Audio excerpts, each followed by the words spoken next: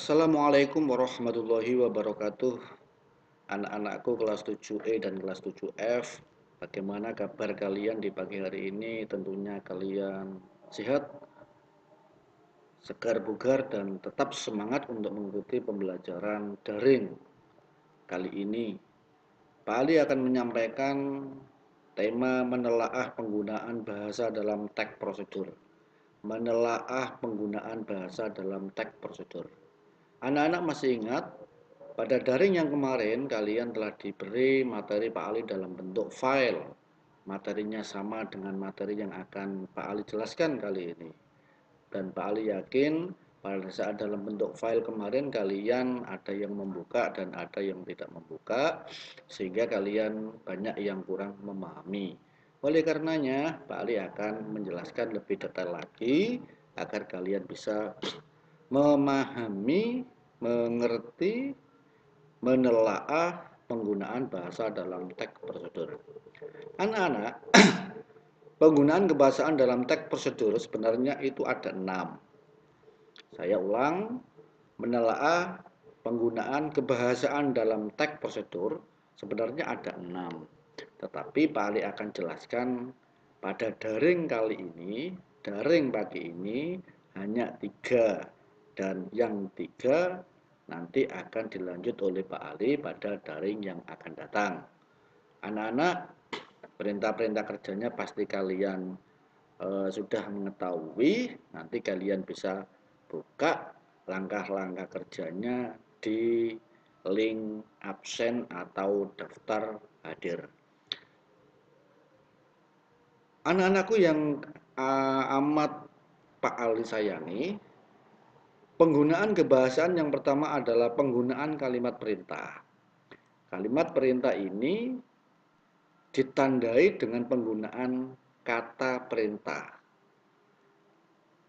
Anda perlu memosisikan tubuh sejajar dengan monitor. Perintahnya, posisikan tubuh sejajar dengan monitor. Di sini ada kata posisikan. Mari kita ketahui. Pernyataan Pak Ali ulangi, Anda perlu memosisikan tubuh sejajar dengan monitor. Kemudian pernyataan itu dijadikan menjadi kalimat perintah, menjadi posisikan. Sekali posisikan tubuh sejajar dengan monitor. Nah, yang posisikan tubuh sejajar dengan monitor inilah yang dinamakan dengan kalimat perintah, yang tanda-tandanya masih belum lengkap. Anak-anak, bisa kita ketahui semua, kalimat perintah adalah kalimat yang mengandung makna memerintah atau meminta seseorang untuk melakukan sesuatu sesuai dengan apa yang diinginkan oleh penutur atau penulisnya. Anak-anak, kalian pelajari, kalian hafalkan agar kalian tahu apa yang dinamakan dengan kalimat perintah. Nah, lebih jauh lagi, kalimat perintah itu memiliki beberapa ciri-ciri. Yang pertama, intonasi pada bagian tengah kalimat naik atau meninggi. Kalimat perintah itu identik dengan kalimat yang intonasinya naik atau intonasinya meninggi. Ciri yang kedua adalah diakhiri dengan tanda baca seru. Ini anak-anak harus ingat karena tanda baca itu banyak. Nah, ciri khas tanda baca yang dipakai di dalam kalimat perintah ini adalah tanda baca seru. Contoh yang di atas, posisikan tubuh sejajar dengan monitor, ini belum ada tanda seru, sehingga nanti tinggal kita memberikan tanda seru yang tepat. Yang ketiga, kalimat perintah menggunakan pola inversi. Maksudnya pola inversi adalah predikatnya mendahului subjek dan fungsinya untuk menegaskan. Sekali lagi, predikatnya ini, sekali lagi, predikatnya mendahului subjek dan fungsinya untuk menegaskan.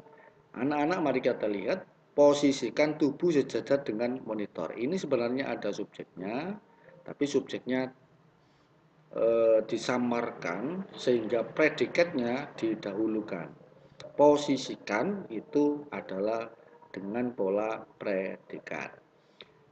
Ciri selanjutnya adalah biasanya menggunakan partikel lah ataupun kah. Contoh, ambilkan. Pak Ali menyuruh kalian mengambil buku. Kemudian dalam bentuk perintahnya, ambilkan buku itu. Di sana ada contoh ambilkan. Nah, ambilkan itu adalah kata perintah yang masuk di dalam kalimat perintah. Kemudian pernyataan selanjutnya adalah anak-anak kalian silakan mencatat buku halaman 16. Kemudian Pak Ali buatkan dalam bentuk perintah, catatlah buku halaman 16 menggunakan partikel la yang tadi juga menggunakan partikel kan. Semoga untuk penggunaan kalimat perintah ini kalian sangat memahami sehingga kalian nanti ada tugas di link absen atau daftar hadir kalian bisa mengerjakan dengan sebaik-baiknya. Yang kedua adalah penggunaan bentuk pasif. Anak-anak, membicarakan penggunaan bentuk pasif, pasti kita harus berbicara bentuk aktif. Simpelnya, kalau bentuk aktif, menekan itu diawali dengan imbuhan me. Ini, saya ulang, diawali oleh imbuhan me dengan kata dasar tekan sehingga menjadi menekan.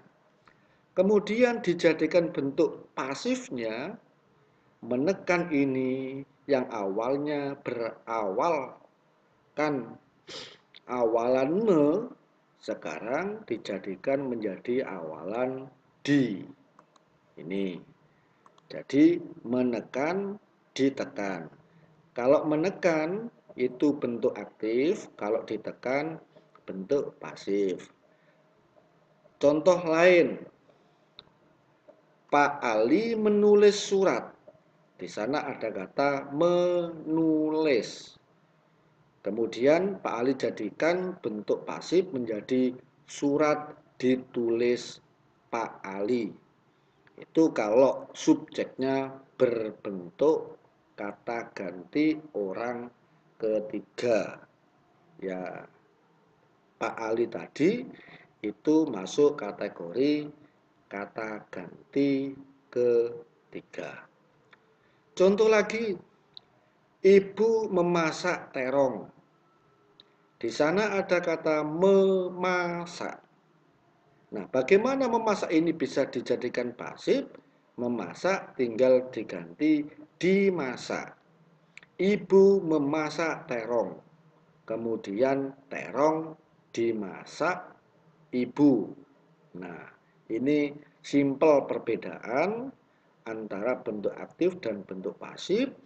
Dan nantinya Pak Ali akan jelaskan lebih detail lagi pada saat tatap muka, apa itu kalimat aktif, apa itu kalimat pasif, yang subjeknya bisa berbentuk kata ganti orang pertama, kata ganti orang kedua, dan kata ganti orang ketiga.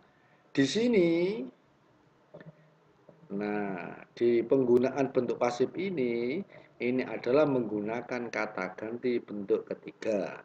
Contoh yang Pak Ali tadi, contoh yang Ibu tadi, itu merupakan kata ganti orang ketiga, sehingga perubahannya hanya pada predikat menekan menjadi ditekan, memasak menjadi dimasak, menulis menjadi ditulis. Nah, itu simpelnya penggunaan bentuk pasif dan penggunaan bentuk aktif.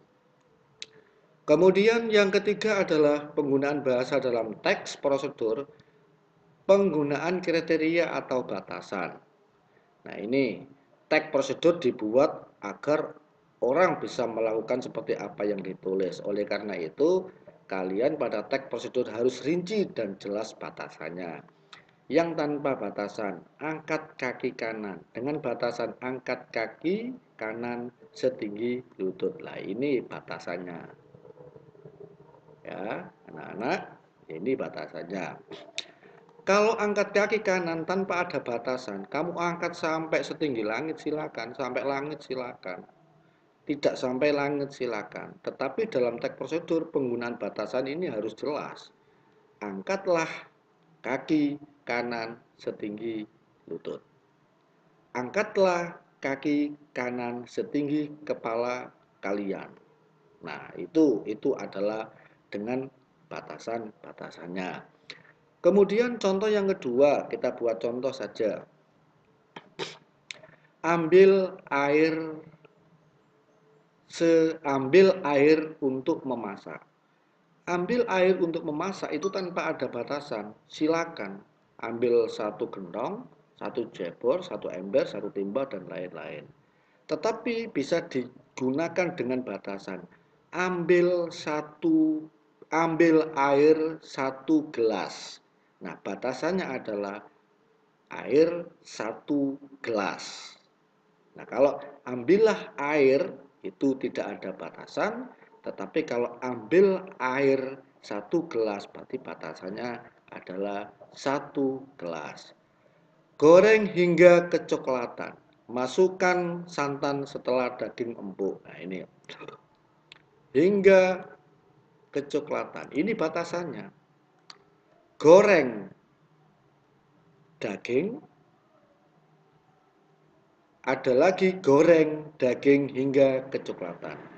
Kalau goreng daging saja itu tanpa batasan, kemudian goreng hingga kecoklatan itu dengan batasan.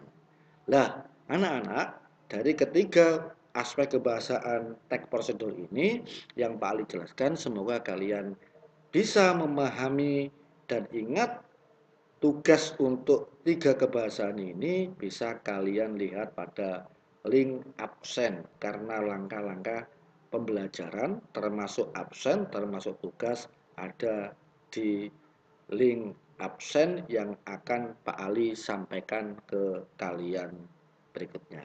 Demikian, mudah-mudahan kalian memahami dan sampai jumpa pada ketiga aspek kebahasaan teks prosedur yang akan datang, yang akan Pak Ali jelaskan di kemudian. Dan Pak Ali akhiri, Assalamualaikum warahmatullahi wabarakatuh.